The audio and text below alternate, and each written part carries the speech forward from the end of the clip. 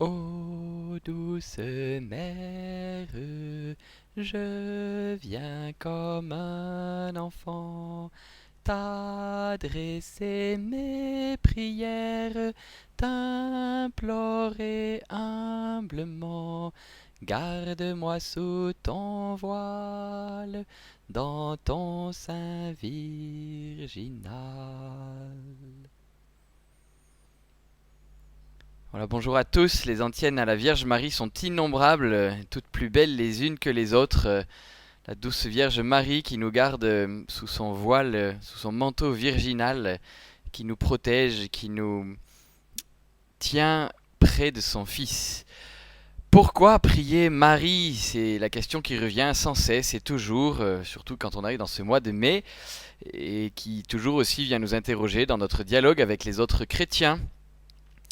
Voilà, et même avec l'ensemble des religions, est-ce que vous ne faites pas de Marie quelqu'un d'un peu trop à part, d'un peu trop divin, d'un peu trop... Alors pourquoi prier Marie? Pour une raison extrêmement simple. C'est que quand Dieu a voulu sauver l'humanité, il a choisi de passer par Marie. Pour que Dieu vienne à nous, il a voulu Marie, c'est très clair.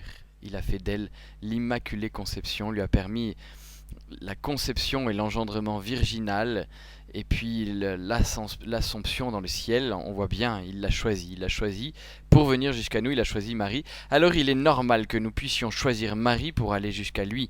C'est même sans doute ce qui correspond le mieux. Voilà, on comprend bien ce choix de Dieu pour réparer la faute du péché originel. Voilà, et bien de placer Marie l'Immaculée au milieu de son peuple pour obtenir pour nous le Sauveur, à tel point qu'on va pouvoir dire qu'elle est co-rédemptrice ou médiatrice de toute grâce, non pas que sans elle le salut n'aurait pas pu avoir lieu, encore moins que c'est elle le Sauveur, mais le Sauveur a choisi de passer par Marie.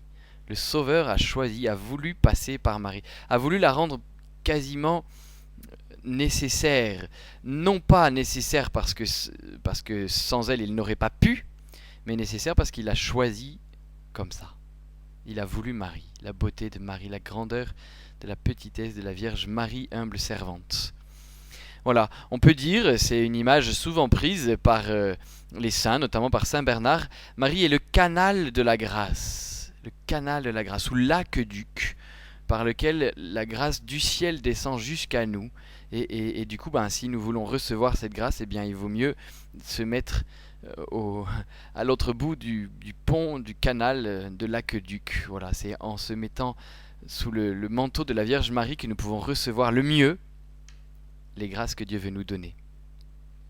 Voilà, il y a une autre image très belle qui est celle du moule. Alors c'est aussi des images étonnantes, un peu triviales, mais c'est Saint Louis-Marie Grignon de Montfort, qui est quand même un très grand saint, qui, dans son très très beau tout petit livre, qui s'appelle Le secret de Marie, va nous expliquer que, en fait, quand un artiste veut reproduire l'image de quelqu'un, il va faire une statue. Et la statue, soit il prend un bloc de pierre et puis il tape dessus avec un marteau et un burin, et il peut être extrêmement adroit et faire une image absolument ressemblante à la perfection. Enfin, les copieurs savent très bien recopier. On peut à peine distinguer que c'est une copie. Voilà. Sauf qu'avec un marteau et un burin, vous avez réussi à faire une œuvre merveilleuse, et puis vous regardez une dernière fois, puis vous dites tiens, mais peut-être qu'auprès du nez, là, il faudrait peut-être recommencer un tout petit... Voilà, et alors, le coup est trop fort. Là, c'est tout foutu. Hein. Une fois qu'il y a un trou à la place du nez, vous voyez, vous ne pouvez plus rien faire avec une pierre, quoi. Voilà. Alors qu'un moule, si le moule est parfait, et que la pâte qu'on met dedans est bien molle pour qu'elle prenne toute la place, et qu'elle puisse durcir tranquillement, eh bien alors là on est sûr, sans aucun effort, d'arriver à faire une copie parfaitement conforme. Voilà. Eh bien, Dieu a voulu prendre la forme des hommes, et il a choisi un moule, la Vierge Marie. Et en Marie, il a pu devenir un vrai homme. Vrai, parfait. Tout à fait homme, avec rien de différent de nous à part le péché.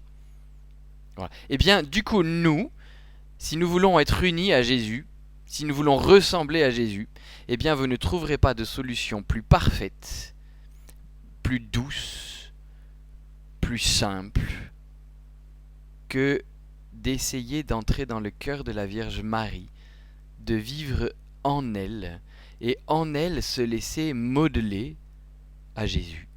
Elle est le moule parfait. On comprend l'image, très douce et très belle. Voilà, Marie est le moule dans lequel Dieu a pu prendre la forme des hommes, et donc les hommes, pour ressembler à Jésus, vont se placer dans le sein de Marie. Voilà, le pape François prend une autre image beaucoup plus moderne. Il dit Marie est l'influencer de Dieu. Voilà, alors c'est un terme qu'on trouve beaucoup sur le net, c'est-à-dire ceux qui ont une chaîne YouTube par exemple, ceux qui diffusent, qui publient des vidéos comme nous là en ce moment là, eh bien plus ils ont d'audimat, voyez, si vous étiez 100 fois 1000, 100 000 fois plus nombreux, eh bien nous commencerions à être des influenceurs, parce que ça veut dire qu'on aurait une place dans ce monde, on aurait une influence dans ce monde, voilà. Et alors, eh ben Marie, elle tient cette place, d'abord parce que tous ceux qui vont voir Marie leur parle de Dieu, de la beauté de Dieu, de la grandeur de Dieu, elle les influence, elle les rapproche de Dieu. Et puis dans l'autre sens, eh bien, elle est la mieux placée pour parler de nous à Dieu. Et là, il y a à nouveau une image très belle que je voudrais vous partager, c'est l'image du paysan qu'on trouve pareil dans ce petit livre Le secret de Marie, que je vous recommande fortement. Et alors Saint Louis-Marie Grignon de Montfort nous dit, ben voilà, c'est un pauvre paysan qui doit sa taxe à son supérieur, voilà, à son seigneur là. Et alors, eh ben, le pauvre, sa récolte de pommes, elle est véreuse. Vous voyez bien, c'est nous. On essaie de lui dire qu'on fait des bonnes actions, mais c'est un peu véreux parce que c'est tout le temps mêlé de péché. Voilà. Et alors le pauvre, il comprend bien que s'il va présenter des pommes véreuses à son seigneur, ça va juste être terrible, quoi. Et il est désespéré. Et puis, heureusement, il y a la maman du seigneur. Et alors elle le connaît bien, le paysan, donc elle va lui rendre visite. Et puis lui explique son drame.